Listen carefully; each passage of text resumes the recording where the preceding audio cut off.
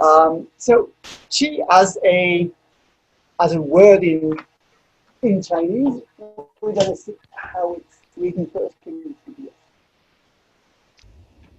So there would be two parts in this word. First part would be this other part here, which can be associated to like steam, something that is boiling up and getting out and up. The second part would be here representing the cereals or like any kind of rice wheat. So we can already see that there is a dichotomy between what we think about energy in Western science and what is seen like energy or qi in Chinese philosophy and understanding of the word.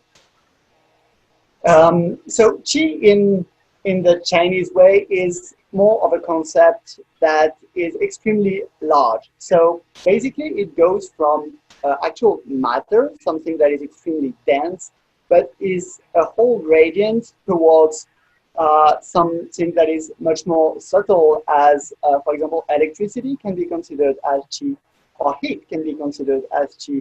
But in an even more subtle way, ideas and the spirit can be considered as a kind of qi. So that's one of the first misconceptions. When people talk and hear about qi, and even in China, a lot of people make that mistake to think that it's something mystical and that is really difficult to see and understand. Whereas it is actually something that we can see in our everyday life. Electricity is a good example. The simple fact that I can move is already qi. And as long as there is movement, heat or transformation, energy or qi is present. So we're going to first see how qi is defined in different domains. And first would be like in some parts of physics. So for example, qi could be what holds matter together. And when Chinese talk about qi, we're going to start, for example, for the qi that is used in martial arts and Tai Chi, which is going to be a kind of kinetic energy. So it's going to be basically like aligning a structure and, for example, at a very basic level, pushing in the ground with the foot to transmit a wave towards a punch, a hand, or anything to push or hit. So that would be especially how we use it in external martial arts. In internal martial arts, we're going to have to use the same forces, but in a much more subtle way. Sorry, because either from its external arts, like this energy is actually directed through the bones, but in Tai Chi, for example, it's going to be directed through the meridians and the tendons, the alignment of the fascias too.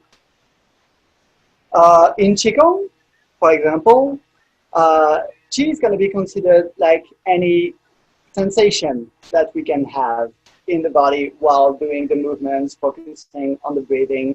And so it can be like any sensation from heat to cold, from like tingling, stretching, any magnetic feelings inside the body or between two parts of the body, or like even subjective movements inside the body. Then in traditional Chinese medicine, we're going to use a concept of qi that is circulating. Something that is circulating inside channels, which we call meridians. The classical definition would be that it is something material, which can be true in some way, but as I told in the beginning, it's something that can go in any way from the material to something extremely ethereal and even like spiritual, if we want to go as far. And also, qi in traditional Chinese medicine will be every biochemical energy and biochemical reaction that is happening in the body, any functions of the organs, and any circulation of bioelectric activity in the body, as well as in the nervous system. And finally, one of the most subtle kind of energy that you could like deal with as a human being is in Neigong. So it's transformative principle that Taoists use to actually change the body in the body and the mind ultimately, and like make it go back to a kind of origin and helps it to like have an even better health, which could be considered like supernatural in a way. So those transformations in Neigong will actually use all the previous definitions that we saw of what chi or energy is, and have them like ordered in a certain way, and use a lot of different methods to create changes in the body to access to what Taoists call immortality, which is like more, I think, a concept rather than a reality. But that just means that their health becomes increasingly good and they reach enlightenment.